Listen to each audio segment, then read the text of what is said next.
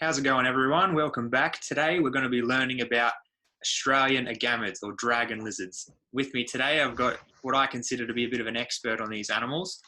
This is Mitchell Hodgson. We've done a video before. I've been to his place and we've checked out all his animals. I think he's a wealth of knowledge on Australian dragons. He's kept most species, as far as I know. So yeah, let's start talking about Australian dragons. Dragons make great pets in captivity. Depending on the species, but they're some of the best starter animals, and they're a really good experience to get a full-on sort of view on taking care of reptiles, I suppose. So, yeah. So why don't you tell us a bit about what you've kept, and I'll let you go for it. Yeah, no, sure thing. I've kept quite a few different reptiles, whether they be dragons, baronids, skinks, snakes, etc., etc. But dragons definitely what my passion has been for a while, and definitely where a lot of my focus has been, and what I've been really keen on keeping. So I've kept quite a few of the Ctenophorus species that you can own in captivity. So Ctenophorus is one of the Australian small dragon genuses. I've also kept the more widely available Dieporiferous species, which is another quite widespread genus. Though only a few of those are in captivity. And then quite a few of the other ones, I've kept several species of bearded dragon or pygona, the rainforest dragons, a few of the other weird and wacky ones. So I guess the greater lash tail group, I would call it. So things like Jackie dragons, Burns dragons, and then also northern water dragons, swampland lash tails, which are kind of their own sort of unique thing as well. So yeah, I've had a bit of experience with a whole different swathe of dragon species in captivity. So yeah. Awesome. So let's just break down some simple basic care requirements generally for different dragon groups, really. So say, let's start with the most typical sort of thing. So most people getting into dragons will often be looking at some sort of bearded dragon. So how would you describe basics of keeping bearded dragons in captivity? No, totally. So for bearded dragons, I think this is going to be the most controversial thing I say all night. There's a million ways to do it. Some people think that some are terrible, some are terrible, and that's pretty non-debatable in the greater community. But I think there's a thing that everyone should realize, that as long as you're sort of meeting the fundamental basic needs of the animal, there's going to be cosmetic differences, there's going to be a few functional differences, but as long as you're not doing something negligent, that strategy, or which strategy you choose to use, is fine in many ways. But the fundamental needs in many circumstances are definitely the correct temperature, the correct UV, correct diet, and correct hydration. And then, we do have things like the substrate debates. We've got things like what type of UV, and there is some very important things with that type of UV, I should say, as well. But for keeping any bearded dragon, the first thing I would say is research the type of bearded dragon you're interested in. So the three widely available species / subspecies you can get are the central bearded, or four actually. Yep. Central bearded dragon, which is probably the most common one in the pet trade. There's a million different color morphs of them now. They're relatively available, they're cheap, but they get big. And that's something people need to realize, is that you're going to need a decent sized enclosure, and you're going to need to be feeding them more than, say, some of the other species. The next most common, I'd say, is probably the pygona, or the Henry Lawsoni. Sorry, the Henry Lawsoni, or the pygmy bearded dragon. Similar care requirements, but smaller. After that, you've got the eastern, which is even bigger than the central. They're not nearly as popular because they usually don't make as good a pet. And they usually only come in greys, though there are some yellow ones out there. They're still pretty cool in their own right. I've never owned them, but I know quite a few people that have and speak very highly of them. And then last but not least, probably the most widespread one over in Western Australia, where it's the only pygona that can be kept, is the minor, which is the dwarf bearded dragon, which is, I don't know via snout vent length, but it's probably on par size-wise with the pygmy, just not as stocky. Yeah, they're more of a slender animal. Yeah, definitely. So pygmies are kind of like these black soil dwelling animals that sort of live in cracks in the ground and hang out that. If you check out Ricky McKenzie's channel, he's got some great footage of a wild one he found up in the black soil plains. But yeah, there's those, and then the pygmies, sorry, the westerns, the minor, live in kind of these coastal heaths. There is also Mitchellite, Pagona Mitchellite, that are in captivity, but they're only in a wildlife park up in Darwin. I don't know how many they have. I know they've got them, but I don't know how many they have. So they're definitely a backburner. They used to be really widespread in captivity, and then an albino mutation popped up in them, and a lot of people attribute that to being the death of them because everyone was trying to breed albinos. And Yeah. something that's really important to know is that albino dragons never thrive. They all seem to struggle really badly. There's been dozens of albino bearded dragons that have been produced through the years from multiple different lines, and all of them ultimately die. Yeah, I've heard a They lot just of have blindness issues and things like that. exactly, Yeah, yeah. and being an So I've got albino, one. with because the dragons need a lot of UVB light typically, and being Yeah, an albino, that's obviously going to cause problems, I think. no, absolutely. It's even a very big discussion point. I've spoken to a few separate vets, and I don't know if there's anything genuinely set in stone about it, but we've gone from the era of UV lights being pretty crap to getting good to getting very good to where they're very good and they're probably too good. So particularly with most of the T5s that have come out, or even some of the I shouldn't say too good, but they're much better than we're used to. So we're using them in the wrong ways, is what I should say. Yeah, so it But becomes particularly, more of an overexposure instead of an underexposure issue. exactly, yeah. I mean, the thing is like, and it's again, shout out to Beardy Vet Johnny Howard here. He's done this excellent little figure he released on his Facebook page recently, where he showed he's working at a wild population, I think northwestern New South Wales, but he showed the UV through the day and the cycle it goes through. So as you'd expect, as the day gets to the peak of the day where it's nice and sunny, there's going to be more UV exposure, and then it drops down. And what he showed is that for in this part of their range, and again, it could vary across the whole range, but in this part of their range, UV unit was pretty low in the morning, like I think 1 or 2, and in the peak of the day, it got up to 9. Now, obviously, they're not spending as much time out there when it's 9 UV units, but it's accessible to them, and they were around, I think he counted records when they were around at that sort of time of day, but they're Yeah. only getting a small exposure to it. The thing is with a new UV tubes, if you set up a T5 tube of whichever brand you want to use, I'm not getting into that debate, but a quality T5 tube, if it's a 12 or 14%, if you don't have that minimum distance, they're going to be getting like 12 plus units of UV Mm-hmm. for however long you have that light running. Maybe not for the 10 minutes it's warming up at the start of the day, but after it's warmed up and it's pelting out, they're going to be getting a crazy amount of UV, which is pretty hardcore. And on top of that, some people think with some of the mutations in central bearded dragons, like the translucent gene, because it alters how the pigments form in their skin, or the hypogene as well, it can make them more at risk of overexposure to UV. And I've spoken to someone that had a silkback actually, that they spoke to a well-respected reptile vet in Sydney, and they think that it died from overexposure to UV light. So what happened is that because its skin wasn't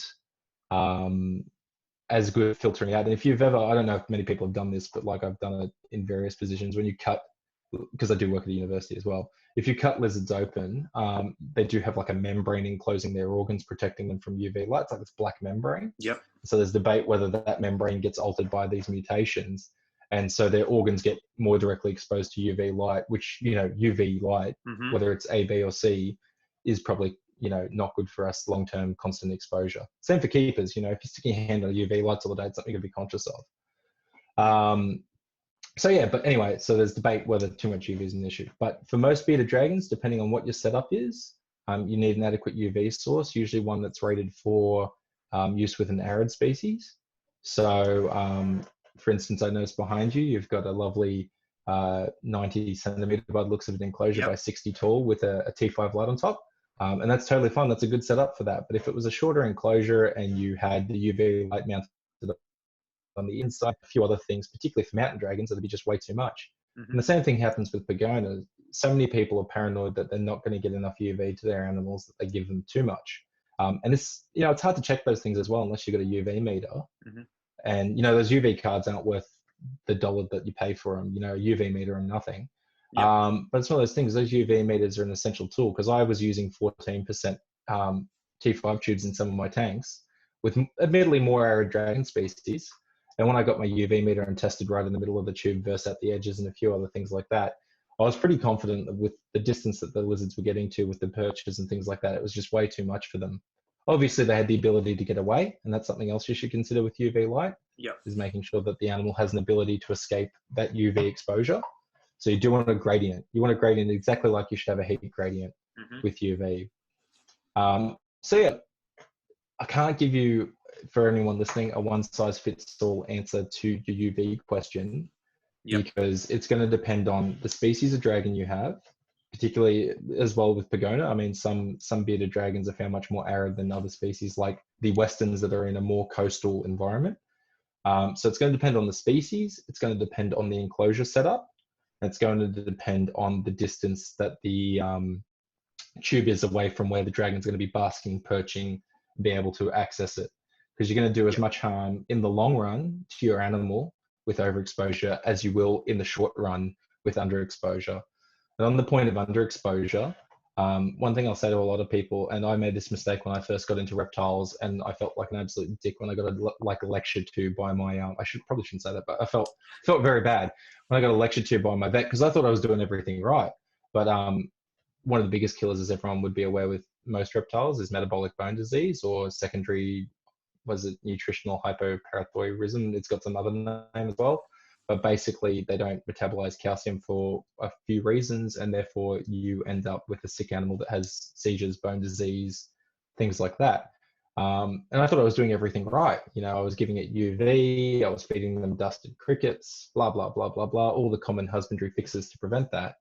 And my vet sort of said, well, what sort of UV are you using? And without going into the great details, the person that got me into reptiles, or sort of was the first person I saw about reptiles, also had a shop, and they were selling me very cheap, fresh off the sort of pallet, cruddy UV bulbs that, would blow every 30 seconds and probably did not produce. I've never properly tested any of those style branded globes when they were around, but they were in unbranded packaging and dodgy as hell. And it wouldn't surprise me if they had crap output or incorrect output or things like that.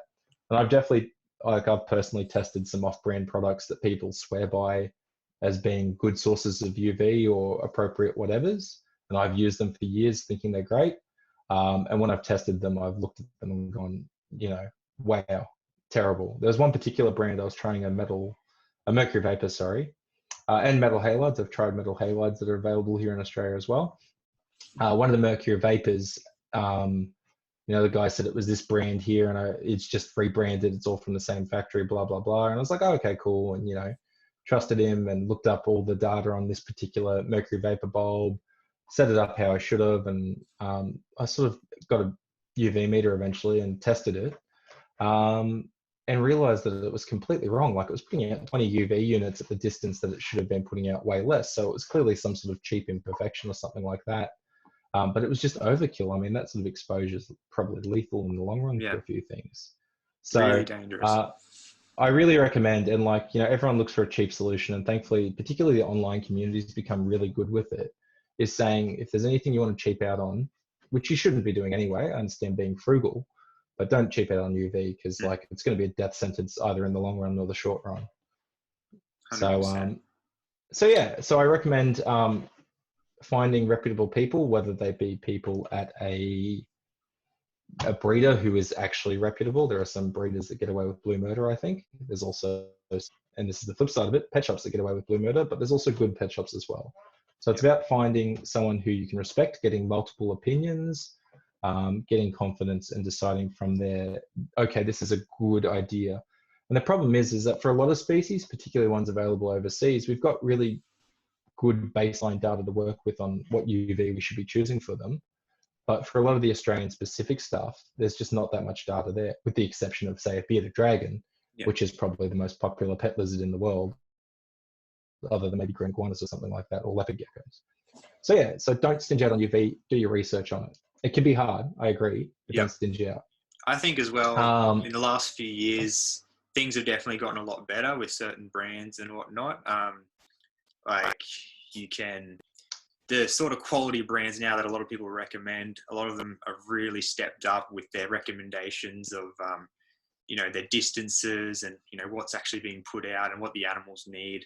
I know certain brands have like definite species recommendations and whatnot, and which bulb to use with it and stuff. So it makes it a bit easier.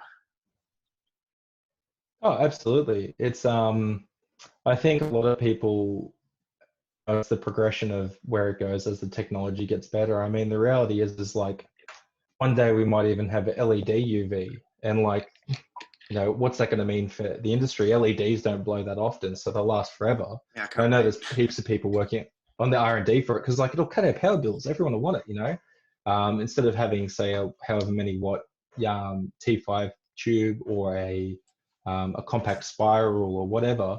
You'll have like LEDs that'll be easier to chain together. You'll have LEDs that are way less power intensive. You can set them up so they light the enclosure a lot better. Like, there's going to be so much value in it.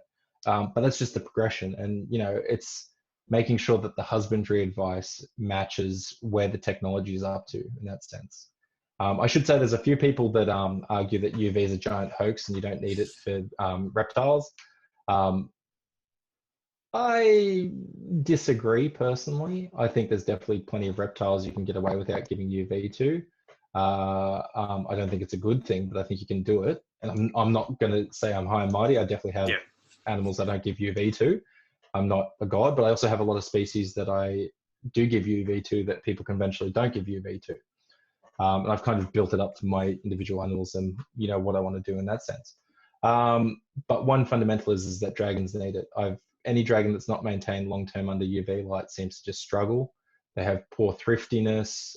Definitely adults will survive longer, but they slowly just turn into skin and bones and look crap. Yeah. And I know that from talking to people that have not changed UV globes in ages and realized, why isn't this thing thriving, blah, blah, blah, blah, blah. And as soon as they flipped it over, everything's picked up again. Not like straight away, but, obviously they have a mix up. So UV is really important. For temperatures, it is going to come down to the species. I know it's probably usually the other way around where people say temperatures and stuff before they say UV, but UV is probably the big one that was fresh on my mind and I really wanted to talk about. But what's interesting is UV and temperature are linked together.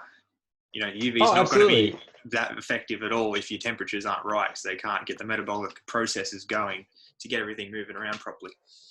Absolutely. And there's some really good articles I'd recommend people check out online by, I think it's Reptiles Magazine, but they've got like an online version that you can look at for free by Frances Fain, who is one of the big sort of UV people. But she's got a whole thing about the whole UV pathway and how it synthesizes D3 in the blood and things like that. And like, look, people have their shortcuts where they try to feed D3 to animals so they don't have to give them UV. A lot of commercial calcium powders have D3 supplements in them. I think it's a very big debated issue in a lot of places, depending on what the species is and whether you should give supplemented D3 or not. I know there's a published account in one of, I think it was Bioactive, the Monitor journal, of a Pilbara rock monitor over in the US that they thought died from over supplementation of D3 in the calcium diet, in the calcium powder and stuff. So I think that's a really important one, is that you've just got to be careful with that. I'll sort of get to supplementation more properly in a sec. But yeah, I agree with you wholeheartedly. Check out those things, because it's a really handy little diagram, really interesting, very clearly written, really informative. The other thing is Danny Brown's books. For any of the people that are watching or listening that have Danny Brown's, that was my recommendation I was going to get to a bit later. Get this book if you're into dragons, or get the whole lizard one, or any of the Danny Brown books. Amazing resource for lots of information. Absolutely. They are, I always sort of say it to someone, they're kind of like the Bible. And I know there's a few people that think, they're overstated and blah, blah, blah. But I say the Bible in the sense that they're a really good place to start and a really good guideline of the many things you should do.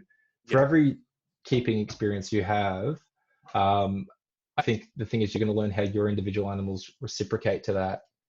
So for instance, I've always been petrified of keeping my Western blue tongues outside in Sydney because I thought they get too cold in winter. And I was talking to one of the well-known Western blue tongue keepers and breeders down in Victoria, who keeps a lot of his Western blue tongues year-round in non-heated pits outside in Victoria. So I was like, well, And it's like, look, some animals just didn't thrive and they stay inside, but I've got other ones that are bulletproof outside. And that's the thing. There's so much individual variation, Yeah. whether it be in the physiology, behavior, whatever that we have in the animals that we're keeping, that it's really worth knowing that, you know, you should trial it and trial it cautiously. If it works for you, it's a good thing. If it doesn't, fix it, go back to that. I'm not saying, and that's definitely for someone who's a bit more confident, a bit more advanced, you know, definitely follow the rule book if you're brand new to all of this, but, you know, get a bit creative, but not negligent, I guess is where I'm going. But Awesome. yeah, so with heating, it's pretty crazy. So dragon lizards overall have a lot of work that's been done on them historically, looking at their preferred body temperatures and things like that. Pagona, from memory, and so one thing you got to consider with all of these recommendations about body temperature and what temperature animals should be at is that usually when we get the baseline measurements for them, there's something that caveats that, whether it's this time of year. So if you're taking a body temperature measurement of a lizard in summer, it's going to be very different to what that lizard wants to be at in autumn or spring. So it changes through that, changes through the day, changes if they've eaten. Lizards that eat and want to be warmer. So there's all these different things. So if someone gives you a single, it needs to be kept at this temperature here, you know, it's not really a handy tool for anyone. The thing is that because these animals can have such variable temperatures, and they are plastic, they shift them around, you know, depending on what's going on, they can change their preferred body temperature by several degrees. They can, you know, there's just all these factors at play. So it's not handy to give a single temperature, but what is handy is what a lot of, in I guess the herpetoculture and the veterinary literature is called the POTS, or the preferred optimum, I think it's optimum temperature zone. So for bearded dragons, I think that that's somewhere between, I'm going to say 33 and 38, the upper limit being 38, and then the sort of lower limit being 33. So you want them to be able to sort of get into that temperature range, which is why a lot of people do say that single point estimate of about 35. So you do want a sort of a warm end temperature for most of these species around 30, 35, and then a hot spot where they can warm up beyond that. So, and then obviously a cool end where they can get down below that. So across the board, for all these dragons we're going to be talking about, in basically every single enclosure, you're going to have one side that's warmer than the other side, generally. Yes, yeah. Only real exceptions, as you would be well aware, is probably the forest dragons. They don't tolerate heat in most circumstances. Some keepers do keep boids with heat, but a lot don't. I don't keep mine with heat except in the dead of winter. I give them a small heat globe. I've offered my angleheads heat lights before, and they all hated it and moved away from it. So it does, again, come down to individuals. But there's plenty of accounts in the wild of wild angleheads basking on roads. So, and I know there is some research currently being done. It's kind of been caught up by the corona issue at the moment. Sorry to speak of the devil, but there is a research project that's going on looking at thermoregulation and thermoconformity in those guys as well, which is quite cool. And asking a few more nuanced questions about whether they actually do thermoregulate in slightly different ways to what we think. So yeah, but you're right, across the board, you do want that sort of heat gradient, just like I mentioned before with the UV gradient. And with that, as I said, you probably want around an air temperature of 35 for most of these species, a point sort of basking temperature of 40, 45. Most of these species will have what's called the sort of critical thermal maximum around that 44 to 46 mark. And basically what that is that's where their body temperature gets too hot. And we're talking about their body temperature, not the enclosure temperature, their body temperature. Their body gets too hot and all the chemical processes shut down and they die. And so that's just an acute exposure, but you've also got chronic exposure. So if you're keeping animals too hot for a long period of time, that's also going to really shorten their lifespan. It's going to cause undue stress, probably open them up to more infections and things like that. So it is a bit of a balancing game. You don't want to give them too hot or too cold. So that's why most people say keep that warm temperature end at around the 35 mark with a basking surface temperature of around that 40, 45. I think conventionally a lot of people kept them way too cool, and that's why a lot of issues happened early on. While now we definitely keep them a lot hotter. Yeah, and I think the great thing about dragons is the fact they can climb.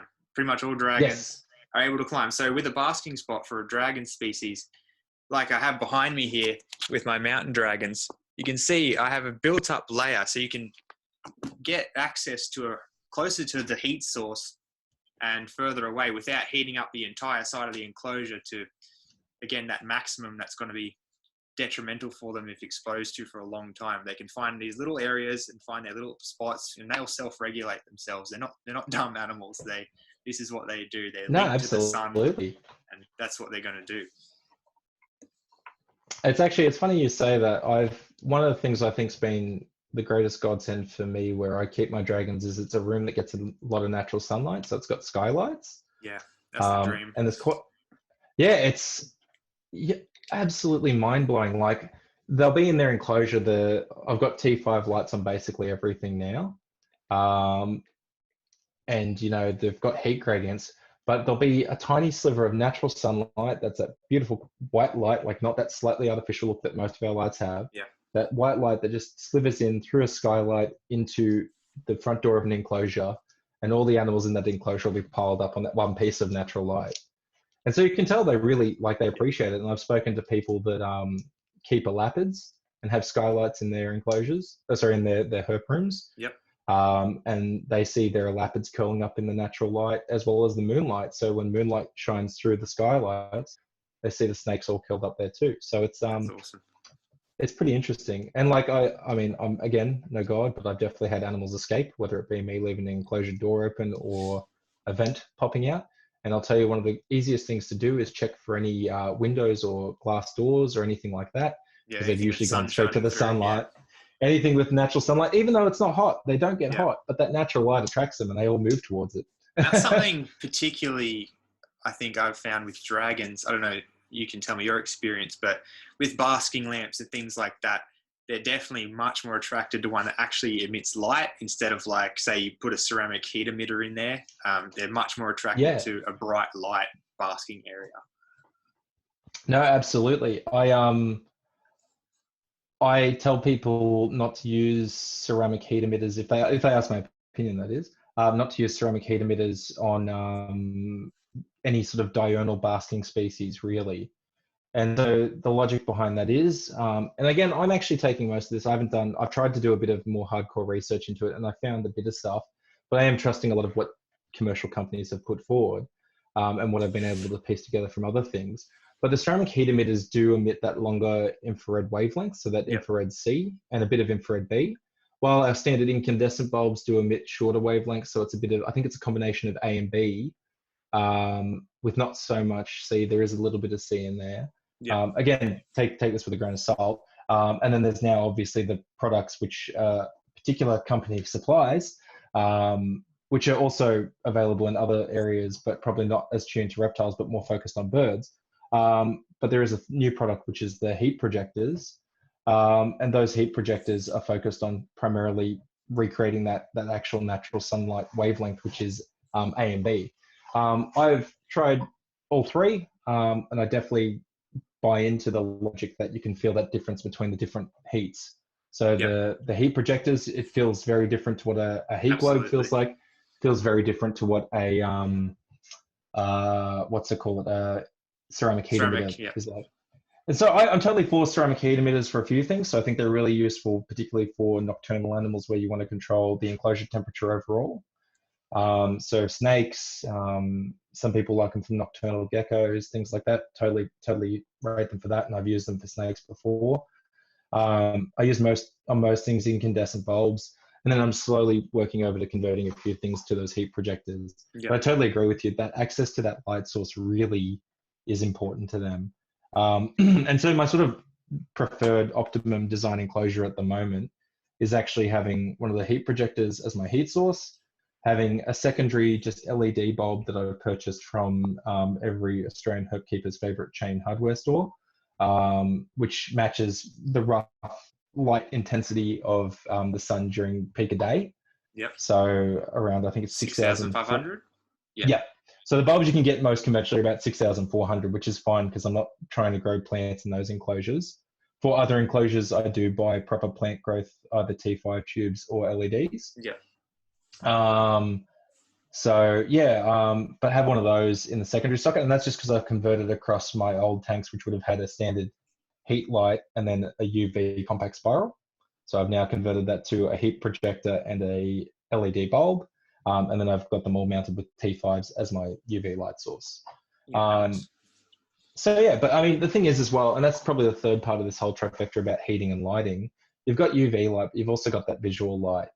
And the visual light's probably the most underrepresented thing, and Yeah, probably the reason why a lot of people struggled with dragons early on.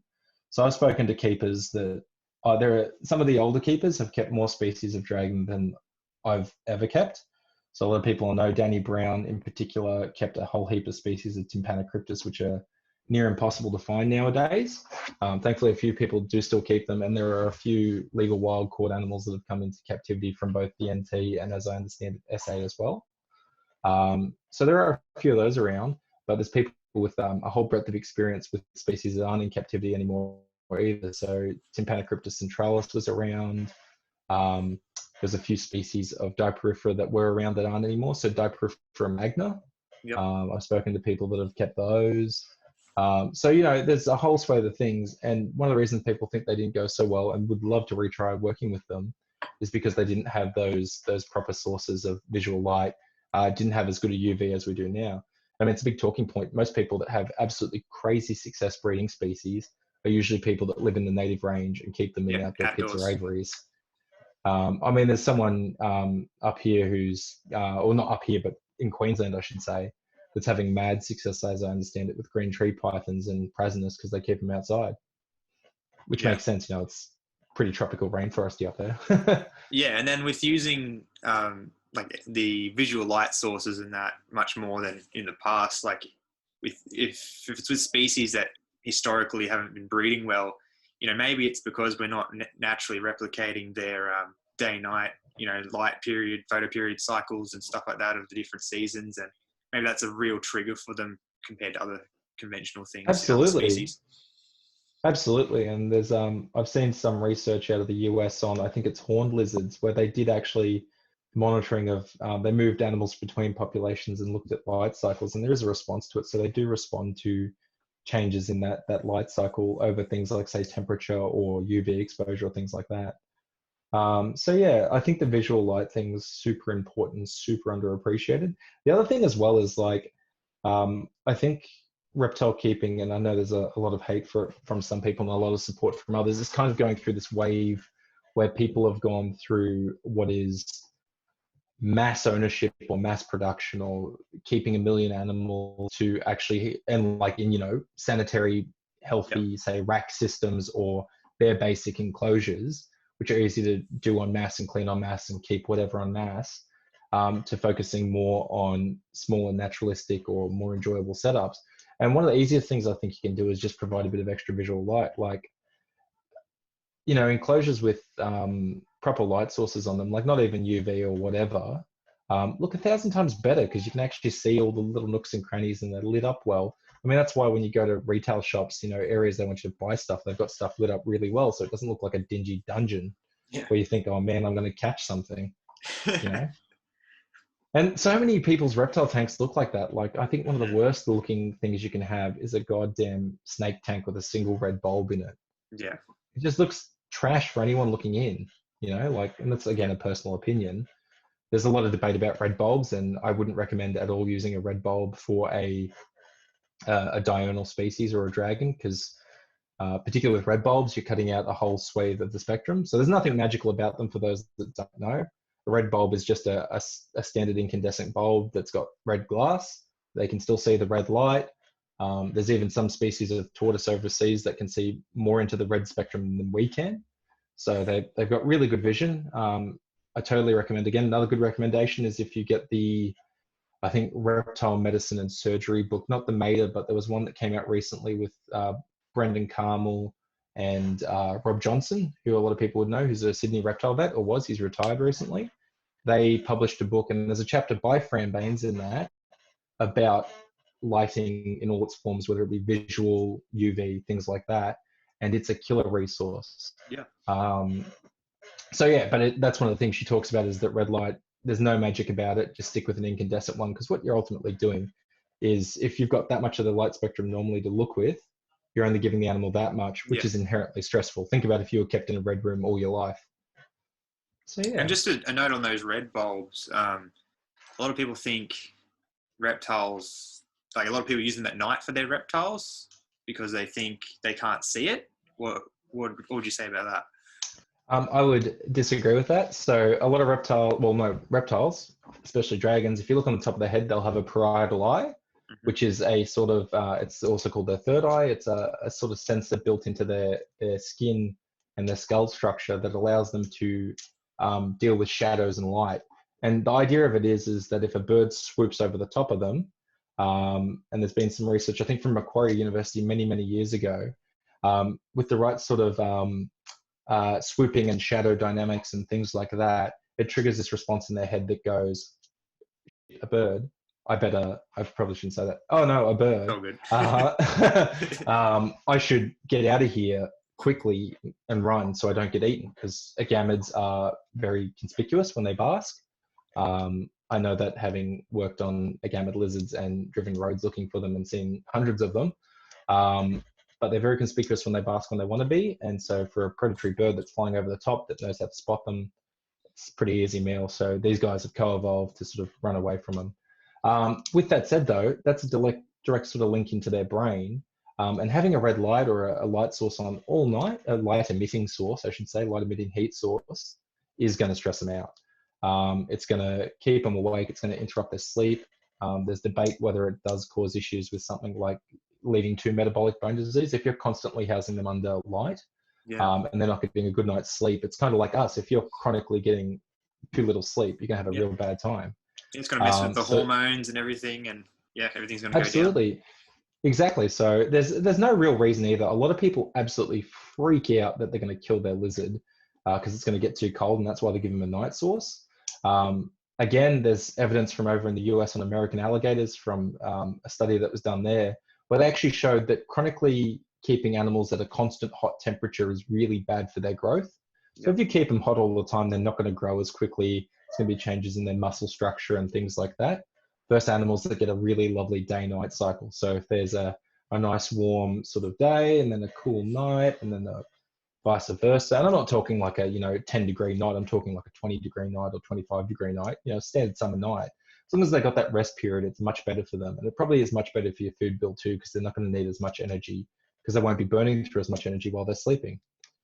So there's no real need. The only time I recommend to anybody that they should have a nighttime heating source is if your enclosure is getting dangerously cold, which, the only reason it would be is if you live in an absolutely tragic house with no insulation, or if you're keeping them outside. And that comes down to the individual species. So if you're in a house or you're keeping the animals somewhere where it's not got anywhere to shelter from the cold and its body temperature is going to drop below something like, say, 10 degrees or 7 degrees, you do want to consider some sort of external heating source.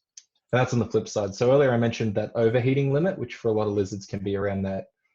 Again, it depends on the species, but for, let's say, the basking sort of ones, that 40 plus limit, 44 plus limit body temperature, same thing happens in the cool. And so if they drop below that cold threshold, all the chemical reactions in their body slow down to the point where they don't function and they just whoosh, and they're gone.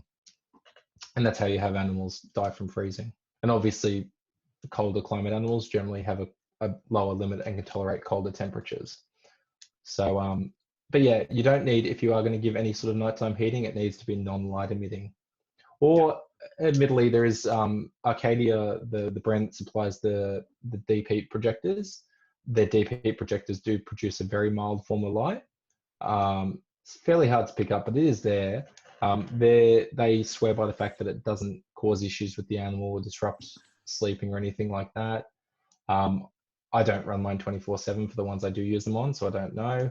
I have run them on snakes, and it doesn't seem to disrupt the snakes that have them. So, but I have a lot of respect for the Arcadia brand. I think it's a very good quality product, but also I have a lot of respect for the fact that they're a fairly financial business, so they're obviously wanting to sell their product. I'm not saying they're lying, but obviously they're telling you all the good. So you do need to take it with a bit of salt. So yeah. Awesome. So we'll probably try and wrap that up there. Is there anything else you'd like to say about heating and lighting and anything like that with regards to dragons? Only thing I'd say is whoever you're buying the animal off, or whoever you're looking at getting the animal off, ask them. Um, Occasionally definitely try and ask other people. Sometimes people will be a bit hesitant to give you advice if you're not buying the animal off them. Reason being is that they don't want to, you say that the advice you gave them is what killed the animal and things like that, or they don't want to give you the time if they're not getting the sale out of it, for lack of a better term. But definitely ask around, take in a few ideas, sift through good and bad ones. But if you see someone that's doing well with something, just ask them, talk to them. I mean, in having kept so many species, one of the things I've learned is you just ask people that do well with them, what are you doing? And some things they're doing, I'm like, I would never have thought of that. Why don't I give that a crack? And I do well with it, or other things, I disagree with what they're saying. I'm like, I don't know if that's right, but I'll give it a crack and it does pay off. So, it's one of those things you do want to canvas widely and think broadly. Obviously being critical because you don't want to take in bad advice. So that's one of, I guess, the benefits of asking a few people. But just look for people that are doing well with it and ask them how to care for that, because every species is different, as is every individual. Awesome. So basically for the lighting and heating, to wrap that up, I'd say, all dragons would need UV light source, a quality UV light source that's set up correctly, obviously. You obviously have to look into your distances and percentages and whatnot for each different species. Heating for all except probably your rainforest dragons. Yep. And if you want to take things to the next level and have the ultimate sort of setup for them, you'd want to include some sort of, bright daylight simulating light in the form of an LED or something like that. No, absolutely. There's one final comment I'll make from personal experience from myself and someone else, just on the northern water dragons. We actually had some issues with them early on when we bought sub-adults from the Northern Territory, got them shipped down here, and they started breeding the first season, which we were stoked about because we thought they weren't going to breed the first season, but we got them in sort of the tail end of autumn, had them over winter, and they picked up and started going. But when we bred them, we had initially issues, and I know a few other people that have had also issues with them as well, hatching the babies and getting the babies to hatch. And one of the things we actually ended up doing was we gave them a very, very weak UV source while they were young. So just small compact globes of a low wattage rating. They did a lot better than being given a more intense UV. So I think just on the UV thing as well, it probably does change with age what they need and where they're going. So if you are having issues, if you have bred these animals, try to play with the intensity of UV to a degree. Obviously don't cut it down to something silly, but it probably is too much for a young animal. I mean, if there's a young animal and you're giving it the same UV you give an adult, it's probably getting bathed in way more UV light. So yeah, only final comment. Interesting you mentioned that because, going back to bearded dragons, I remember seeing data on how baby bearded dragons live a lot of their life compared to adults. They often spend a lot of time inside like a shrub or a tree, just like in there for being sort of protected from, predators and whatnot, whereas adults are sort of more out on the plains and, out basking on trees and whatnot. So there could be some differences there, again, with the age and the UV exposure and stuff. So it's interesting you mentioned that. Yeah, absolutely. I mean, same with the body temperature. There's pretty reasonable evidence showing that, like, the microclimates and not necessarily in bearded dragons, but in reptiles, microclimates, preferred body temperatures, things like that all change with age as well. So it's super complex. That's why when people give you like a hard and fast rule, it's like impossible to work with. As I said, everything's kind of guidelines and you've got to work out for your individual animal, which is probably like the airy-fairy answer to this. Yeah. Cool. So, all right, we've talked about bearded dragons a bit. We've talked about heating, lighting, UV, all that. Let's talk about some other sort of dragons that are out there that people can get in captivity here. So maybe some of the small dragons. What have you worked with, and what's sort of around out there that can be good for people to look into? No, absolutely. So there's a whole swathe of really good beginner small dragons that are bred regularly, maintained regularly, and widely available, most of which are going to be from the Ctenophorus group. And there's also a few of the Diporifera group, or genus, I should say, that are pretty widely available now as well. So with the Ctenophorus, the most bulletproof of these is going to be the central netted dragon. Everyone's going to recommend that to anyone that asks for their first, I want a dragon that isn't a bearded dragon, what's a good recommendation for a similarity sort of dragon? It's usually central netted, and it's totally well founded. They're fairly robust. Once they're established, they're pretty bulletproof. They're usually very attractively patterned. There's some really good looking animals out there. Especially They've yours. got really good. Yeah, I was going to say one of my pairs is, or one of it's a trio. One of the trios is phenomenal. I was so happy I was able to get them actually. Yeah. I was a broke uni student at the time, and when I spoke to the person that was selling them, I was like, I don't want to be that guy that says, "Can you please hold them until I get some money?" But can you please hold them until I get some money? My bank account is about to go into the negatives. It's like, oh, time to take my small loan out. No. But yeah, so Central Netted's personality-wise, phenomenal. They're really entertaining, and they're also a good size. So one of the things I say to a lot of people with dragons is that the smaller the animal is at maturity, the harder it is to fix it when things go wrong. And I don't mean as a keeping mistake. I mean, obviously there's things with keeping that make them get sick and things like that. But you've got other issues like, say, cancers that can appear, and especially a lot of debate whether chronic exposure to UV causes cancer in animals, or if they get injuries from fighting or something like that. But if it's a smaller animal, it's a hell of a lot harder to work with. So I had a small dragon that actually I was cohabiting them with the skink, and they've been getting on really well. And one day, I think what actually happened, I wasn't there for it, but I saw the aftermath, was that the skinks did not care about the dragons at all. They showed no interest in them. And the dragons got really antsy every time a skink came anywhere near them. And I sort of watched it, and they didn't show any aggression, just this sort of like back and off move. And one day, one of the dragons actually had its foot attacked by a skink, and I was like, crap. So anyway, I got to my vet and spoke to her, and she's like, I don't know what you think I'm going to be able to do. This dragon's tiny. Like, we'll have to give it topical antibiotics and things like that. But there's only so much we can do with an animal that big. Well, bearded dragons, monitors, like large monitors, things like that, easy to do surgery on them. But smaller animals is a bit more tricky. Yeah. But thankfully with netteds, because they are because they are one of the bigger smaller dragons, they're pretty hardy in that sense. They do need work. And what's great about netteds too is they're probably the most available small dragon, I'd say. Oh, for sure. Other than probably angleheads, they're the two I would argue as the two most available small dragons. And angleheads are equally good in their own right. It just depends what sort of species you want. But so central netteds, way to go. The other one I actually rate as good as and recommend everyone should try because they're awesome are the Ringtail Dragon Complex. So unfortunately, they're not licensed in Victoria, so you can't own them legally in Victoria. And they're also on the advanced license in New South Wales because of the archaic system that we have. They breed like rats. They're super easy to maintain, and they're awesome. Like, they've just got killer personalities. They're really interesting too. Animals. Yes, yeah. Oh, they're phenomenal. Oranges and yellows and stuff, like through yours that I saw especially, they're really epic looking. Yeah, so there's actually 4. They were originally one species, and there's 4 species that have been cropped out of that.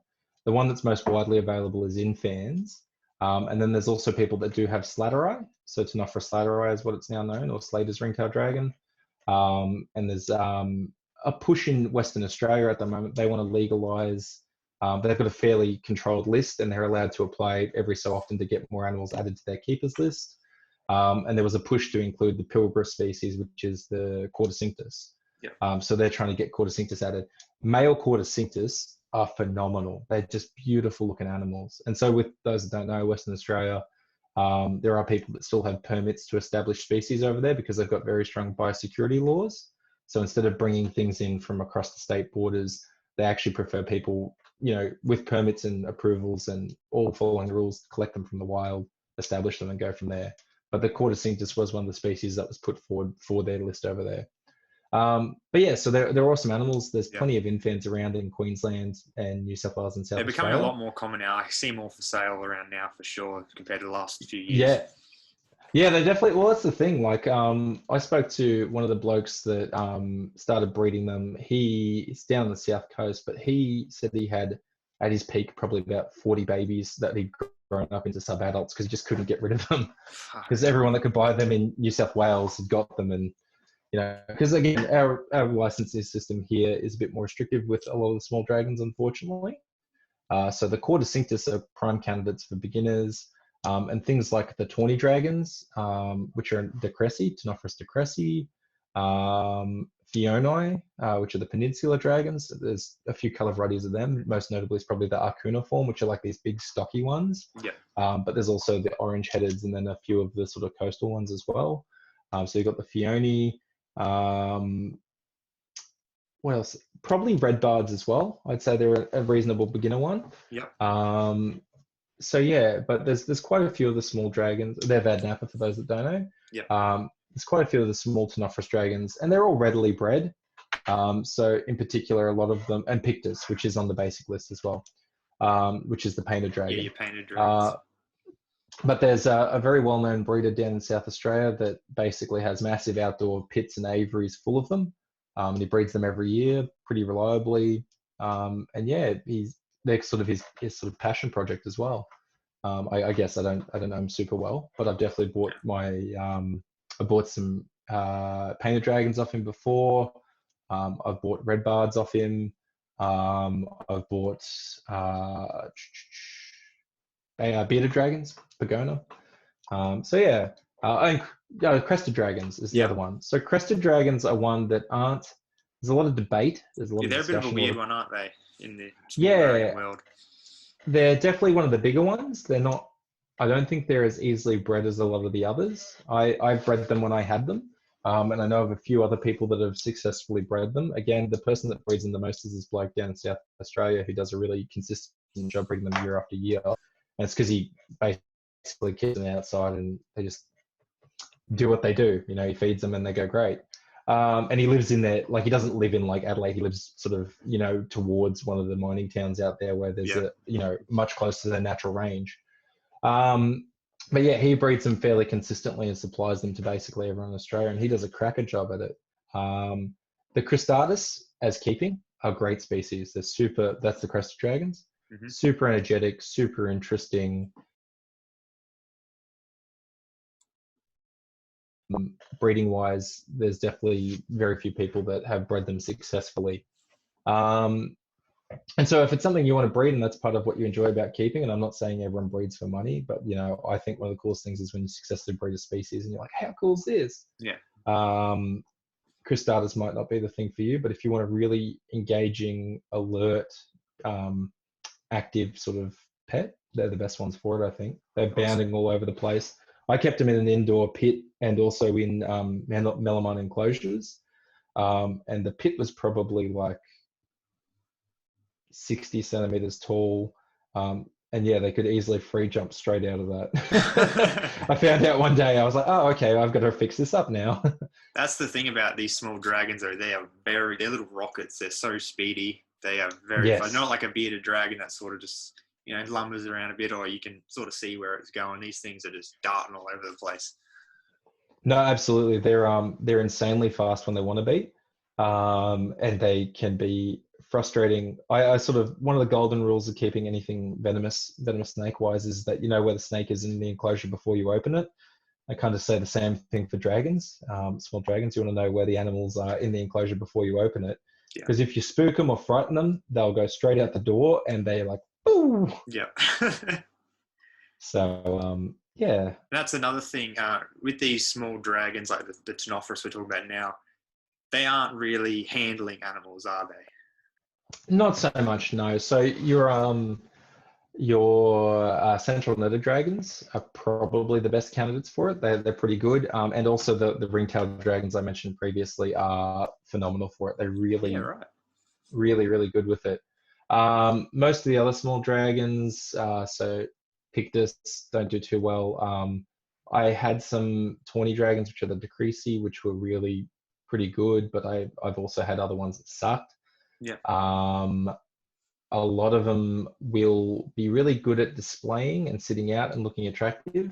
But as soon as you open the enclosure to go in and do something, they'll not like that and they'll go and hide or freak out or something like that. Yeah. So they're very alert and they can become very engaging as well. That's the other thing. So one of my favorite things to do is I feed as part of my diet black soldier fly larvae. And diet's probably something we should touch on a bit later as well. Yeah. But like the black soldier fly larvae, all too often I'll have a container I think they've all died in, but they've actually gone to the next stage of pupaing into flies, and there'll be a whole tub filled with black soldier flies, not the larvae. Yeah. And what I'll do is I'll just crack that in an enclosure, whether it be mountain dragons, nether dragons, earless dragons. What else did I do the other day? Long-nosed dragons. Any of those guys. It's just like a light show, man. They're shooting everywhere trying to catch these flies. You can do the same with fly gents as well. Yeah, they do backflips. Like, it's awesome. And same with when I had the Cresteds, they did the same thing as well.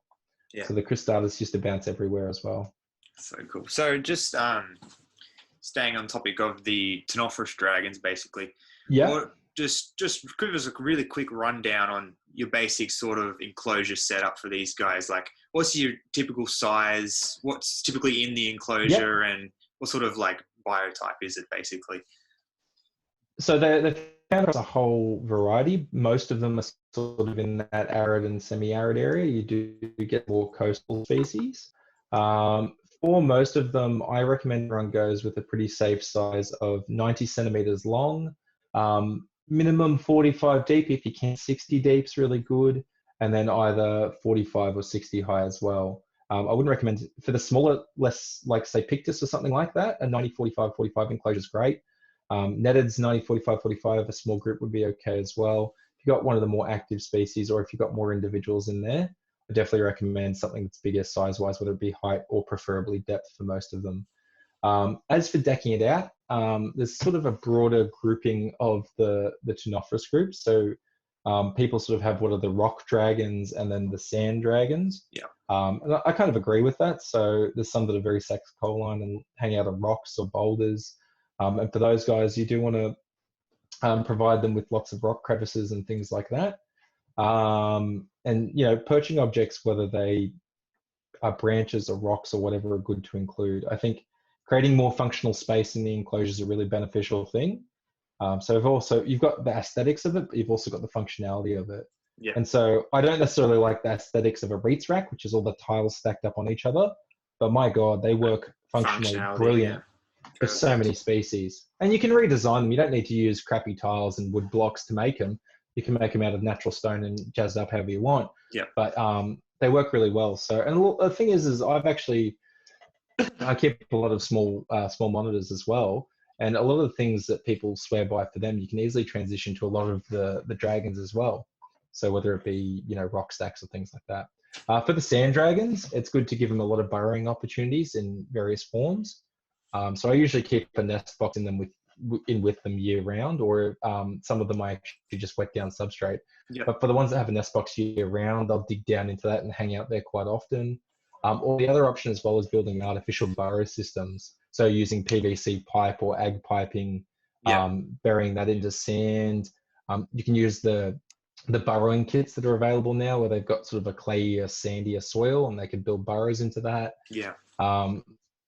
One of the issues with burrow, you can use bricky sand. Some people recommend bricky sand. One of the issues I have with natural burrow systems is they look awesome, but when you want to do health checks or get eggs or something like that, you basically got to total the whole burrow system. So again, we've got to trade off between aesthetics and functionality. Yeah. And for the functionality side, I think that's a compromise I personally am willing to make, because I think it's very stressful for them having their burrow caved in every week or so when I want to check to see if something's had eggs. And I had that with Pictus. I ended up, when I bred Pictus a few years ago, I stopped collecting eggs with them because they were getting pretty peeved, or at least I felt they were getting pretty peeved. It was probably anthropomorphic. They kept trashing their burrow systems to try and get these eggs out. Yeah. Because they'd sort of build the burrow and then put it into a chamber sort of thing on the side where they had the eggs. And that comes back to like these dragons aren't that fond of handling and whatnot. So the more you can minimize that sort of time spent stressed in with handling and health checks and whatnot, it's going to be a benefit to them in the long run, really. And that's something I really actively canvass people when they contact me asking for dragons. I'm sort of like, do you want this as a handling pet, or do you want it as like I liken them more to fish, kind of like with geckos as well. Most geckos are terrible for handling. Most Australian geckos are terrible for handling and should only really be handled infrequently or for, health checks, cleaning, blah, blah, blah. 100%. Same with dragons, they're not particularly tolerant of it. You get some good ones. One of my anglers actually is pretty good for handling. but they're handling species. I definitely recommend working either with Pagona, all of the Pagona except maybe Easterns. I've met some good Easterns, but 90% of the Pagona species I've seen, they'd be Westerns, Henry Lawson I, or Centrals. You could do nothing with. You could probably keep them in the setup and never handle them, and they'll still be good handlers. If you're gonna put the time in, get a goanna. Goannas, if you raise them right, are pretty damn good for handling, and I mean, like medium or big goannas. The small ones are always flighty and think something's going to eat them, with the exception of King Aurum, but that's for another video. Next time, episode 2. But yeah, so the dragons are a watching pet. They're not a handling pet. Yeah. And they're something that makes some of the most interesting active captives, but you don't want to be handling them on the regular. Yeah, for sure. Especially, again, something like longnose, just as a final note, they have this beautiful tail that's probably 3 or 4 times their body length. It's huge, but it's also very fragile at the end of it. And if you stress them out too much, or if you handle them incorrectly, you're going to break that tail and they're going to not look good, which is, you're keeping them as a pet and a display animal. It's kind of what you want, to be honest. Plus, it's not great for them to break their tail, obviously. It's quite important. Tails are quite important with balance and things like that for agamid lizards, particularly because they do go bipedal. Not that they're going to do that in the enclosure, but animals that lose tails after they've grown up with them do have a bit of issues with balance and management and things like that. Cool, fair enough. Speaking of the long nose, we'll probably move on to those next. What would you sort of group into that sort of design of the dragon, I suppose? What species? Those guys I sort of group as the small arboreal group. In my head, your Jackies, your Burns, and all that. Yeah. So the ones that are probably widely available in that group are going to be your long nose, your northern waters / lash tails, northern lash tails, swampland lash tails, whatever you want to call them. So Jackies, Burns, those, and then the long nose as well. There's also available, not that they're widely available, the Centralian lash tails, so the Amphibulus centralis are around in captivity.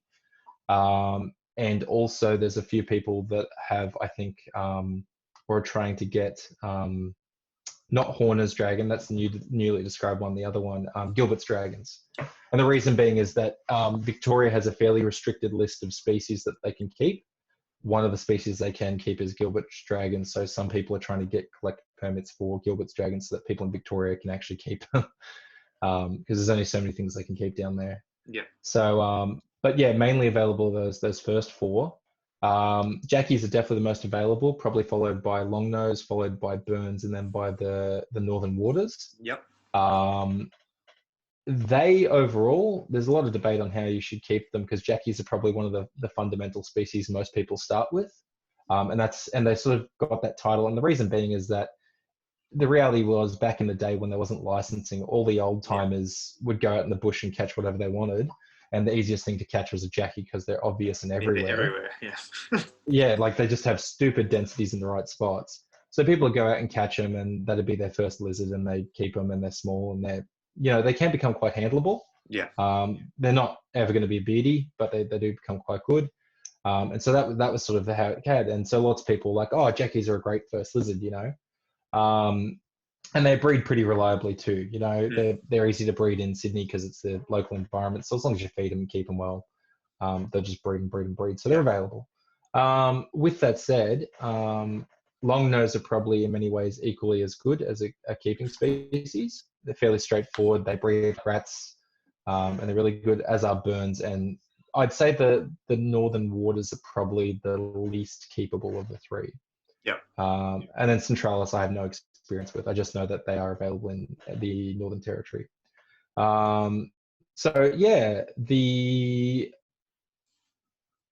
I guess the crux of it is you want to have an enclosure for the species you want.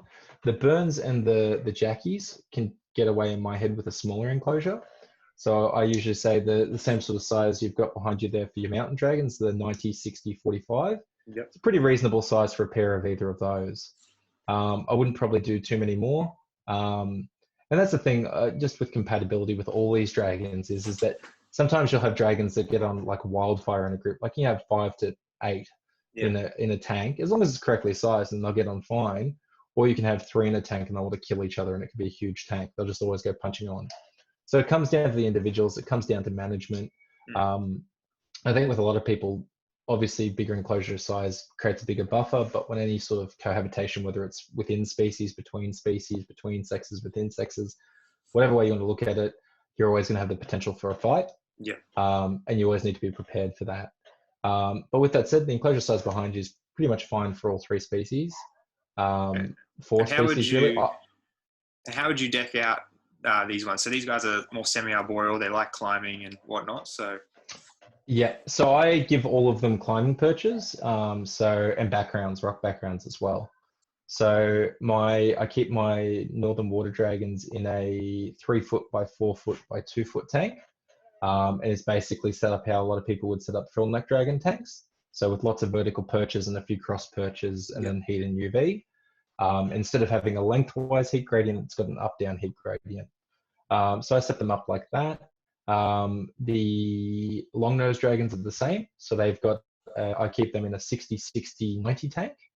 It's melamine and heaps of vertical and cross perches and things like that. I keep a few rocks in there with them. So with the northern waters, I don't have any rocks or anything. But with these guys, I keep a few rocks because they do like sitting on rocks. And you see lots of footage of them in the wild, sitting down on that sort of ground level on rocks.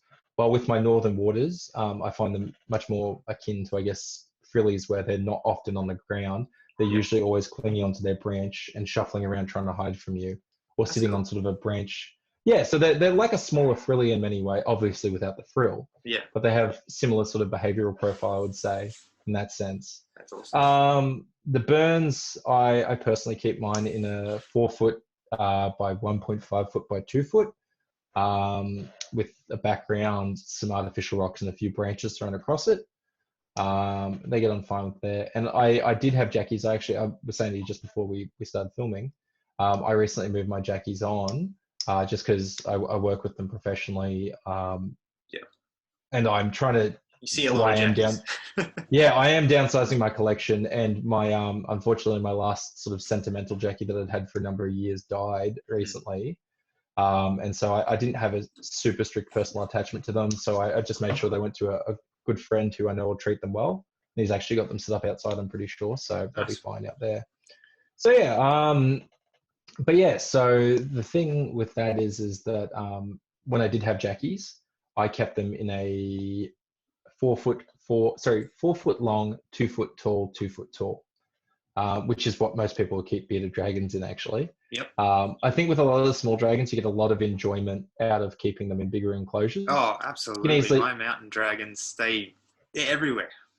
They're crazy. They're so active. They're going to use all the space you give them, 100%. Because it's one of those things, I find it really funny when people correlate body size with enclosure size and go, well, like, I mean, everyone has a bit of a laugh about it with the restrictions or the minimum enclosure size recommendations / I think they're actually enforceable. There's talks, they are enforceable. They're talking about making them just recommendations. Anyway, for Pictus, you can house them in like an actual shoebox legally, like, 30 by 20 by 10 or something like that. And I was like, clearly someone who wrote this has not housed Pictus. It's like they zip around and they use a space. I keep my ones that I have now, or my one now, I should say. I've only got the one female. I keep her, and I've had her for. Here's another one. Everyone says they die young. This female's 6 now, so bite it. Nice. She's in a 90, 60, I think it's 50 tall enclosure, and she's housed with panther skinks. Yeah, cool. But yeah, so they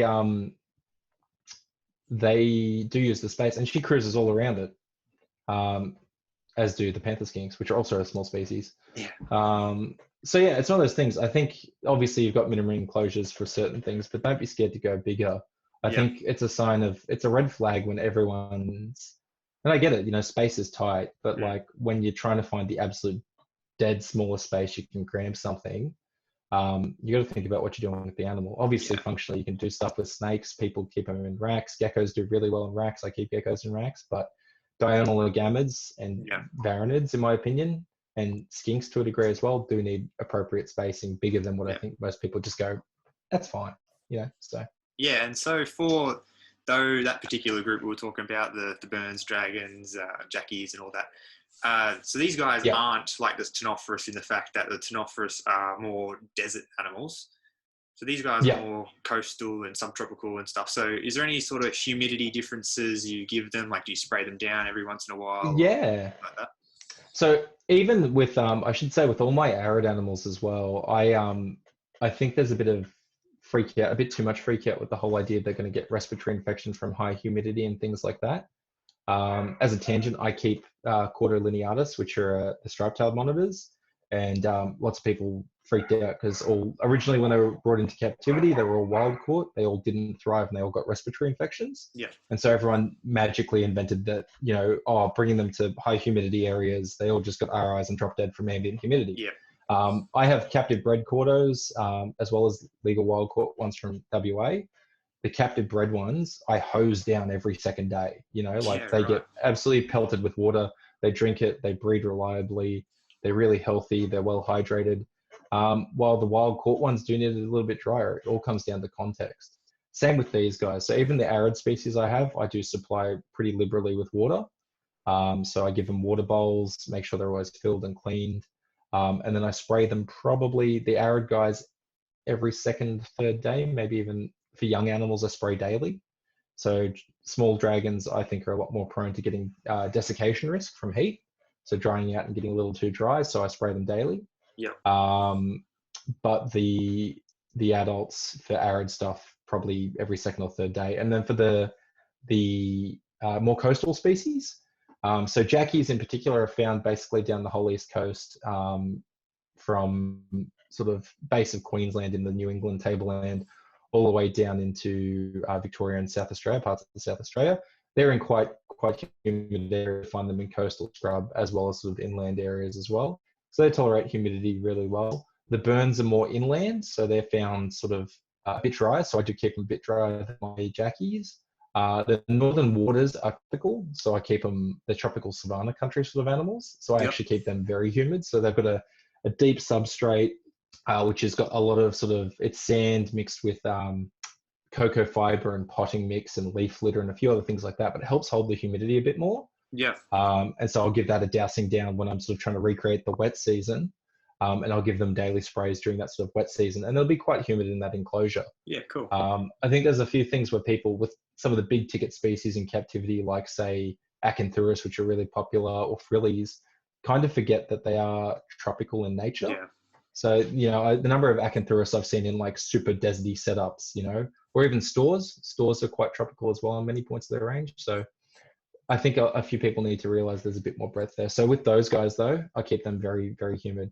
The long-nosed dragons are a bit more arid, so I do keep them drier as well. So they tolerate dry heat a bit better. So they're found, I think, mainly through the Pilbara in Central Australia. So you find them around Alice Springs and that sort of area as well. Yeah, cool. So yeah, I keep them that bit drier. But for the jackies, which are the really coastally sort of ones, and mountain dragons, which I also keep, I keep them very wet, very humid relative to the others. Not like rainforest humid, but sort of that cooler climatey humidity. Cool. Oh, awesome. That's them. Yeah. So then the last sort of group, I suppose, that you work with is sort of the, correct me if I'm wrong, the sort of the Diaporifera and those sort of ones, right? Yeah. So the Diaporifera are the broadly grouped the two-line dragons.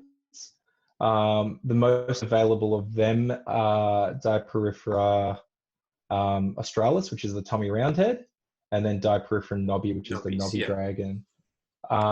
There's also, I believe what they are is actually, so there were animals that were brought into the year or two ago as Diaporifera benetai, but there's recently been a split in benetai, and so it's been hocked up into several different species. And so I think the animals are actually Perplexa is their new species name.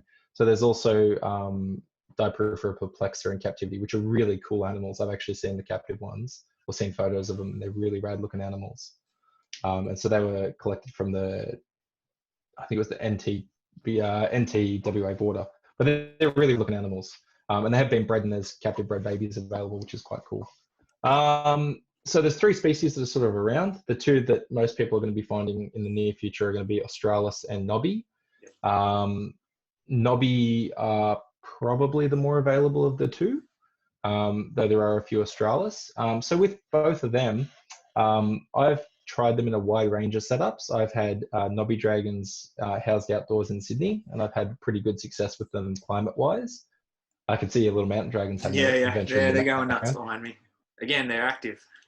So the Nobbis are kind of like a bit more of an arboreal, semi-arboreal form of the mountain dragons, but they're very attractive and very cool in their own right. And so yeah, I've kept the Nobbis outdoors in Sydney with no issues climate-wise. I did have them with some skinks that did cause some problems, so I moved them back inside. But I've had them breed outside in Sydney in outdoor pits. And I've also maintaining a group of Australis outside in Sydney outdoor pit too, which is going quite well as So well. would you say you can keep those a lot like how you can keep Jackie dragons and stuff like that? Or I think so, yeah. I think that's a pretty good comparison. I would treat a Nobby dragon like a Jackie, just smaller. And probably a little bit drier. Nobbies are a bit of a fickle one because they've got such a big range. So Nobby dragons are found basically, I think, at their southernmost down in Victoria, Mallee country, all the way up to far north Queensland, I think is their current recognised range. Whether they're just one super variable species or if they're multiple species, I don't know.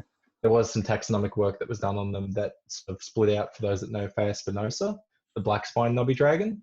But I can't remember how conclusive it was on whether Nobbies were potentially a complex or not. Anyway, so they're super wide ranging. They've got these wide range of tolerances, most likely.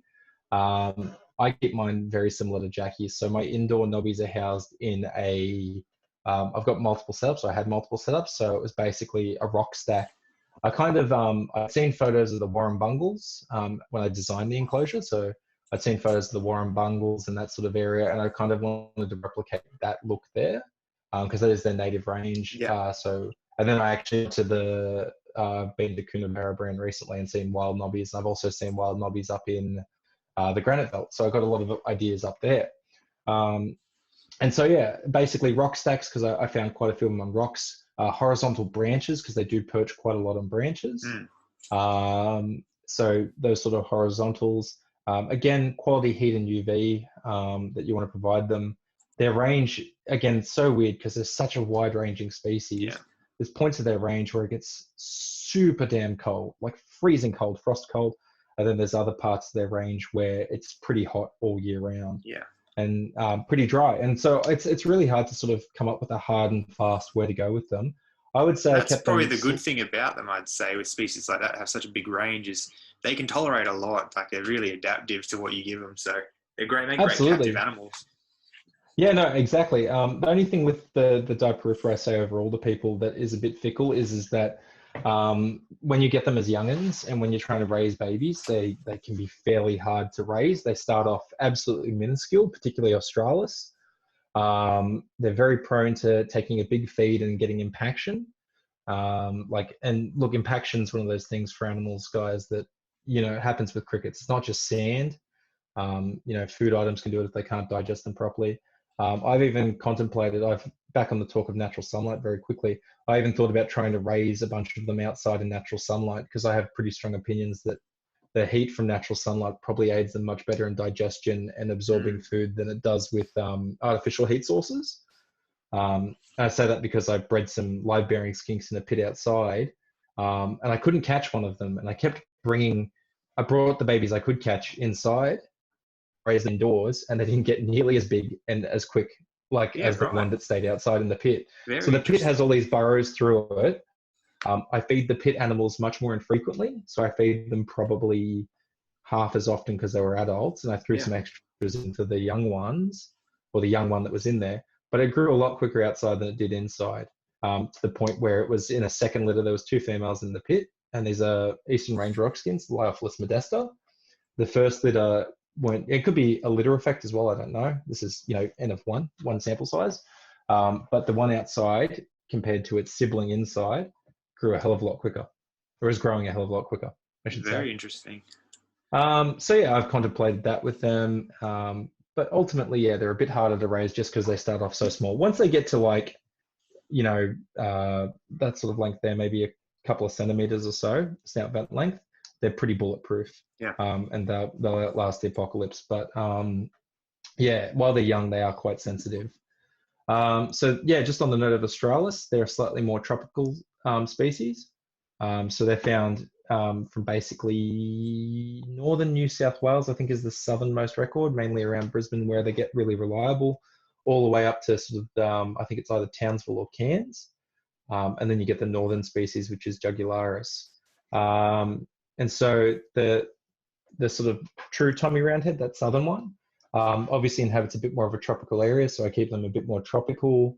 You can keep them fairly dry and they still go pretty well. So I kept some yearlings a bit drier than I kept some of my adults, and they did fairly well in that. But all my Diaperifera I house in just 60 long, 60 tall, 45 deep, and only in small groups, so no more than 2 or 3 in those enclosures. Yeah, nice. Yeah, they sound like some really fun little dragons to keep, that's for sure. Oh, they are. They're super cool. I was actually, when I found the person that bred my ones, I saw him post the adults, and he's like, "Oh, I can't wait to get, these guys breeding. They're finally up to size," sort of thing. And I was like, "Sweet, how cool is this?" Someone had Diaperifera. I thought they're all gone. And I kept on his ass for about a year and a half, just harassing him relentlessly, being like, "You gonna part with any yet? You gonna sell them?" But yeah, they are really, really cool animals, and I don't regret getting them. They are, as I said, they've been one of those things. Raising the babies has been a bit of a challenge for me occasionally. Hatching them out is another thing that can be a bit challenging. I know a few people ran into issues with that. Mainly the person I bred them off, the reason they took so long to get some to me was that they actually did all the eggs with the overwater incubation method, and all the babies were dead in the egg on hatching. Yeah. Right. So they're a species, but that's for the incubation side of things. But yeah, so there's tricky challenges with them, but they're pretty available. There's someone I know that's got plenty of them that I think they're getting rid of. I think it's Australis. It's either Nobbi or Australis, but they've been trying to get rid of them on reptile classifieds for ages now. Yeah. Yeah, they're out there. You can find them, that's for sure, if anyone's after them. But yeah, so they're basically the most common species you'll see available in captivity. Yeah. Right? So there's also obviously the mountain dragons behind me, but I don't really think we need to cover them. I've done lots of videos on them, so we can probably skip them. And otherwise, is there anything else you can think of? So the other ones that we sort of loosely touched on, probably don't need too much time because you talk about them a lot too, are boids and angles. Yeah.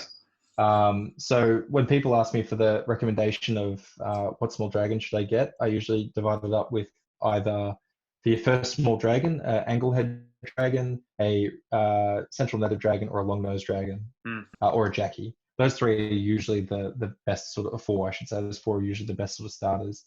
Other ones that are available and are out there that are sort of becoming more popular are the ornate dragons. Are pretty widespread. So they're out and about. There's quite a few people breeding them in Queensland, and there's a few in New South Wales that actually have them as well. So they're out and about. I think there's a few in South Australia as well, actually. So ornate dragons. Other than that, the Centralian lashtails I mentioned, the Mitchell's bearded dragons are out there. But yeah, the vast majority of them that are available, or the perplexer. But yeah, so they're fairly available, most of them. There's only a few that are in fairly low numbers. Nice. So good thing you touched on the angleheads there, and part of the reason why I think the rainforest dragons can be such good animals for someone just coming into it is the fact that you can set up a bioactive enclosure for them. So what's your sort of thoughts and ideas behind the bioactive keeping of these dragons and stuff like that? Yeah, so I think a lot of them open up a hell of a lot of potential, particularly with the angleheads and to a degree the boids as well. I like angleheads because they stay smaller and they're a little less destructive. Oh, God. But boids seem to have a knack for destroying things. But no, they're excellent candidates for it. I've had my angleheads in a bioactive enclosure now for I think probably almost 2 years. Yep. With limited maintenance, so just trimming plants here and there, pulling out ones that unfortunately don't survive and replacing them, fertilizing here and there, topping up isopods if the colony gets a bit thin. So a few things like that, but they're great candidates for it. particularly depending on how you set up the enclosure. So as I said, I've got my trio of angleheads in a 4x2, and that works, and with a full background and then perches and things like that. And I really like that for them because it gives them a lot of climbing space. And the thing with bioactives is a good example I was given actually, I think it was the AHS with Gabrielle Henderson Scott said it. You got to think of a bioactive as like a life support system, and depending on how big the life it's trying to support is, depends on how big the life support system needs to be. And I thought that was a really good logic to have with it, because if you're trying to support, say, 10 Boyd's forest dragons in a tiny bioactive, it's not going to compete with that. Like, it just won't keep up. It won't be able to go through it. Or if you've got a few, say, mountain dragons or jackies I've had in bioactives, or angleheads in a large enclosure bioactive, that system's going to be able to process that a hell of a lot better. Yeah. It's going to function like a proper ecosystem. Exactly, yeah. Like, just because you throw springtails and isopods in there doesn't mean that they're going to be able to cope with everything. Like, that was a mistake I came into early on with bioactives. I threw them in for a carpet python. I built a carpet python bioactive. Yeah, it's and the two things I learned. Well, actually, I've seen some pretty good ones with colubrids, and some elapid ones actually down in South Australia.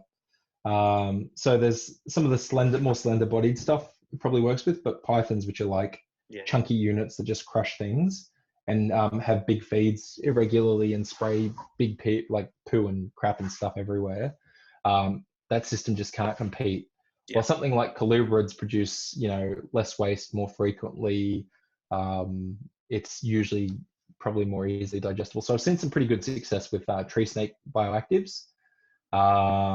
There's a lot of people that have great success with green tree python bioactives because they do nothing in them. But yeah, so there is a trade-off though. The whole point of that tangent is that it's a life support system. So you can't just have a tiny enclosure with a big lizard and hope that it'll process it all. Yeah. It's just a fundamental thought error. And if you are, what you'll notice is that the support crew is not going to break down that waste, and you're going to have to also be cleaning it and maintaining it as well. So the great candidates are the angleheads and the Boyds. Are we going to go into sort of how to build bioactives, or do you just want to sort of touch on that? No, we won't need to. That's a lot of detail. We'll be here all night. Yeah. Is there any other species that you particularly think are good, that could be good to set up that way? Yeah. So in the dragons, definitely the mountain dragons can be done in a slightly dry one, I think, quite well. Jackies, as I said, I've done them. Nobbis I've done in a drier bioactive. It was a bit touch and go. I don't personally believe too much in arid bioactives. I don't think they function to the same degree that a lot of others do. I'm not saying that they're not bad. I just think they're in their infancy. And a lot of the we arid just don't have bioactives, a lot of the cleanup crews and stuff that'll survive well. And exactly. New territory. It's one of those things like, in the arid zone, there's obviously a lot of differences, productivity, and the sort of environment's very different, but they've got things that are better suited to it, and we can artificially sort of support those. But the other big issue we have in Australia is that a lot of the stuff that's been developed overseas, where there's a bigger market for that living, organic-y, whatever stuff, our quarantine laws prohibit it coming in. I know that's been a big issue with quite a few of the people trying to import supplements or overseas products like the Rapache. I know that they had massive issues bringing that in. Because it had to get, I think, radiation or something as part of our quarantine, and that just screwed the gelling agent. That affects the nutritional values and everything. So trying to bring in, say, an insect from overseas, my God, you wouldn't be allowed. Like, it'd be prohibited. Total biosecurity hazard. So for that reason, I don't really recommend people try desert bioactives. I think you might be able to get away with it with something like a small gecko or a small dragon with a smaller sort of waste load. But it's not something I really recommend most people trying. The rainforest ones though, Coop's got a lot of really good videos, so if you haven't seen them, you should check them out. And same with those sort of coastally ones as well. And there are plenty of other Australian species that lend themselves to good bioactives, just not all of the small dragons. So lots of small skinks, whether they be rainforest or temperate ones, and a lot of the geckos as well. So I run a few of the Odura geckos in bioactives quite easily. Nice. Cool. So probably the last thing we'll touch on, and we'll just, keep it short, I suppose, because we've been here a long time, no doubt. Hopefully people have made it through this far. But just your basics when it comes to your diets for your small dragon. Like, Yeah. what are you feeding? Like, I know some will be just primarily insectivore, some omnivore. So yeah, what do you feed, and what works for you? Do you think? Yeah. So most of my guys, my main staple, like a lot of people, will be crickets. But the biggest thing to know with all these guys is variety is key. Yeah. So for my small dragons, the staple diet is going to be crickets. For the Ctenophorus group, there's pretty compelling evidence that they are omnivorous. Same with the Begona group. So I give them a salad mix as well. It's basically just kale, endive, and a bit of carrot, and other things that I find. So sometimes pak choi or wombok or things like that. Yeah. There's a lot of great resources online looking at the nutritional value of these sort of greens, but usually Asian greens are pretty good. There's a few no-nos, so just have a look online. I also do, because I have skinks, and particularly my Western blue tongues, they do have a bit more of a, in the wild, more, not vegetable, but like a slightly more herbivorous diet than sort of like flowers generally. and stuff, or? Yeah, so I don't give them flowers, but what I do is I make a sort of secondary salad mix where I actually buy retired frozen breeder crickets. So, or freeze-dried mealworms, and I just soak them and mix them all in. So there's a bit of extra sort of insecty protein in there as well. Yeah. And when I've got some of that left over, I just throw that in with the dragons, and I'll eat some of the frozen or defrosted, but like frozen crickets in that sense. But yeah, so for the Ctenophorus group, definitely good, and Begona group to include salads. For any of the Gowodon, Amphibulurus, Lophignathus, Tropica Gamma, I just feed them strictly on insects. The mountain dragons strictly on insects, though I did have one of them eat plants in the bioactive. Yeah. Which was not sometimes good. Have a little bit of plant matter, but yeah, it's mostly just insects. Yeah, I got kind of caught off guard with it because I'd offered them plant material earlier on and they'd never shown an interest in it. And when I did my first bioactive, there's a lot of people who do bioactives will realize is that pothos is probably the most recommended plant, devil's ivy, other than ficus puminella, which is the other one, the creeping fig. And anyway, so I put the pothos in there and it took off and it went really well. And one of the mountain dragons started eating it and getting very sick. And when I realized that he was eating it, I ripped the whole thing out and he bounced back, but he sort of got really sluggish and really lethargic. And the thing is that pothos has toxins in it that sort of upset you, make you sick, and long-term exposure just sort of kills you. So it's a big debate because it's actually the most popular plant for chameleon stuff overseas. They love it because it's got wide leaves and it holds water and helps maintain moisture. Same with green tree python setups. But if you've got a species that's going to eat it, you need to avoid it. Also really popular with frog setups, I should say as well. So anyway, I pulled that out and got rid of it. And that plant is now alive in a frog setup. But not with my dragons. And I don't use pothos with any dragon species now. Other than that, angleheads, there's a few people have accounts of them eating fruit. I don't really recommend feeding any sugary fruits to dragons because it can increase their chances of getting periodontal disease. Those that don't know, dragons have their jaw structure is basically teeth are fixed into their jaw. They don't have teeth that fall out like ours. So if they get an infection from, say, sugary fruits or poor diet or sickness or blah, blah, blah, it can become a bone infection, which is very hard to clear up. It does happen more often, like not more often than not, but it does happen. It's not an unheard of occurrence. It is a relatively common medical issue. I see that a lot particularly the angleheads. People get a lot of the mouth infections and all that. So exactly, yeah. And so it's something that you do have to deal with quickly if you can. You don't want to let it sit there because if it gets worse and gets set into the bone, it's either a jaw removal, which can probably be a death sentence for some of the smaller ones, or it's constant cleaning. And so I had it happen in a Jackie dragon, a female Jackie dragon, and she's had repeated surgeries to clean it, lots of antibiotics, things like that. And it's just repeated surgery over and over to make sure it stays down and the bone stays clean and nice and healthy. So it's something you want to be proactive about and try and avoid wherever you can. And by that, I mean limiting things like sugary fruits for omnivorous species. And so last one I should say as well is the Diporifera. There's a bit of heated debate about them among people that keep Diporifera because there is Eric Pianka, who was one of the old school researchers in history, natural history people, and sort of informed a lot of the natural history of a lot of species because he was out in the desert for like a third of his life just catching animals and looking at them. He wrote a whole heap of papers which are freely available online, like science natural history papers in the Western Australian naturalist that just look at general things like wild diet and stuff like that. And he found more than random occurrences of plant material in diporifera. And that was in what he had as Winnicai, which is now recognized as paraconvergens. A lot of people say, well, it's in their gut in the wild, but there's a lot of debate whether they really were eating it and what was going on. They thrive pretty well in captivity without it. I've tried offering it as a result, and they showed no interest. But not that I had those species, but for my Nobbis and my Australis. So I don't bother with it, but that is kind of a more debated one because there are wild animals that do have, like I think one of them in one of the animals, like a third of its gut contents was plant material. Yep. But again, so yeah, it's all very, very complex sort of stuff.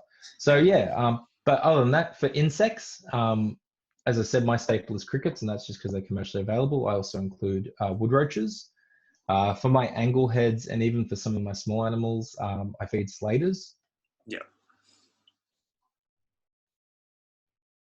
And yeah, black soldier fly larvae. So black soldiers are an absolute godsend, and I'm glad they're being commercially produced here now. Some small dragons won't touch them; they'll hate them. So Western nether dragons absolutely despise them. They'll bite them and spit them out every time. Central nether dragons like them though. Pygona will smash them. Thing with them as well is because they're a much more dense food source than a lot of the other commercially available insects. You find that a lot of dragons won't eat as many of them. Long-nosed dragons really like black soldier fly larvae. Mountain dragons, depends on the individual. Some do, some don't.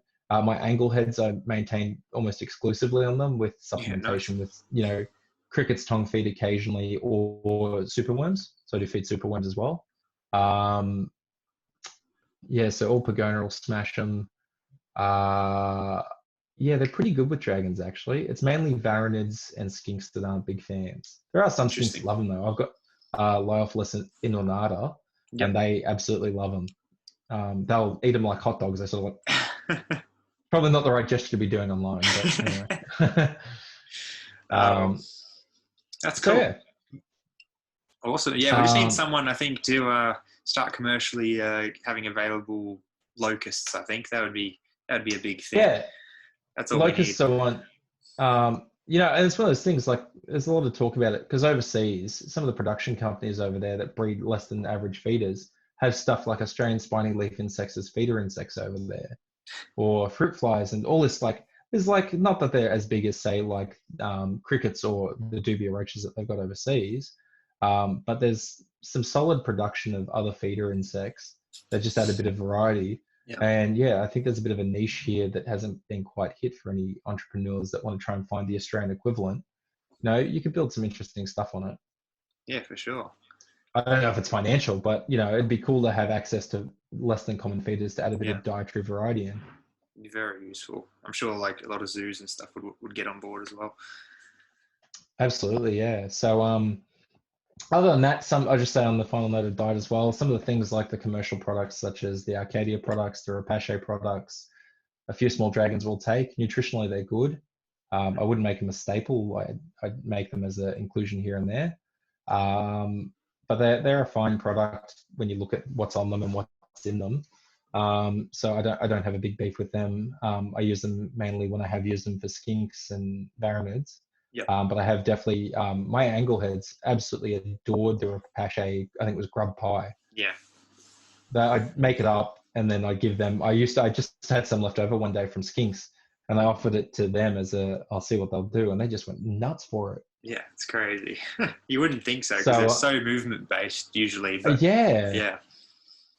Other than that, like occasionally, I don't do it at all often with the agamids, but sometimes with Pygona, I'll give them rodents if I've got leftover rodents from snakes or skinks. I give skinks rodents occasionally as well, but very rarely I've given them. None of the other dragons really do eat mammalian prey. In the wild, heaps of them will eat other lizards and stuff, but it's not like you're feeding lizards to, like bearded dragons will smash other lizards, but you're not going to be feeding them lizards in captivity. Yeah. It's just asking for parasites or something. Exactly. Yeah. It's all manners of problem causing in, basically every state, whether it be legally, ethically, or health wise. So there's no real reason to do it. especially when we've got enough in captivity to make do. So yeah. Absolutely. All right. Well, we'll probably finish it off there. I think we've covered everything really nicely. If there's anything else you'd like to touch on, just go for it. And yeah, otherwise, thanks for coming on. Yeah, thank you for having me. Yeah, I mean, I don't know, get informed about what you're interested in, see if they're around. If you want to keep them, start asking questions and try and find them, because there's plenty of cool little dragons out there. And I think because they aren't commercial. And I know, again, controversial point, they're not a commercial thing. Yeah. Very few dragons are probably worth good money, with the exception of maybe some frillneck dragon localities. They're not financial. I mean, they start at $50, and probably most of them go up to 150, very rarely over 300, and very rarely over that. Yeah. So they're not financial. They cost a lot to maintain. They're probably the most intensive to maintain of all the species, but they're probably one of the most rewarding. So make sure, if you're ready for the plunge, to take it, because they're cool. I like them. And I know a lot of people that have shifted whole collections to maintain them, because they find them some of the best things. Yeah, absolutely. Totally agree. And yeah, don't use this one video as your point of reference. Definitely, keep researching all elsewhere. Like you said, get some of those books and other resources like that. Otherwise, if you want specific information, I'm sure Mitch is always happy to help people out. If they want to message him, where can they go to get in contact with you, mate? So two best places are my Facebook page, which is called Weirds and Beards. So that's with Zeds. Definitely have a squiz. You can see some of my animals. I'll leave a link down below. And the other one I'd really recommend to people as well, talking about sort of speaking widely, is I admin a group called Australian Agamid Addiction. There's lots of people on that have experience with species I don't have experience with. They've got different opinions to how I do it. They live in different parts of the country. Some keep them outdoors, some keep them indoors, when lots of people keep them outdoors. For instance, water dragons, which is something I've never kept and don't really have an intention of keeping. But there's way more of variety and information. And I screen the people that go into the group, not like intensely, but there's usually a good bunch of people. And I've spoken to a few people, and it's actually been quite a compliment. They say it's one of the better groups in their mind, because there's a lot less it's one of my favorite groups for sure. Yeah, like there's just a lot of really keen people. It's to the point, and they're respectful. That's the other thing. There's one thread I've had to pull in like the 2 years it's been running, and that was because it was someone live feeding rodents to a bearded dragon, which wasn't really necessary at all. Yeah.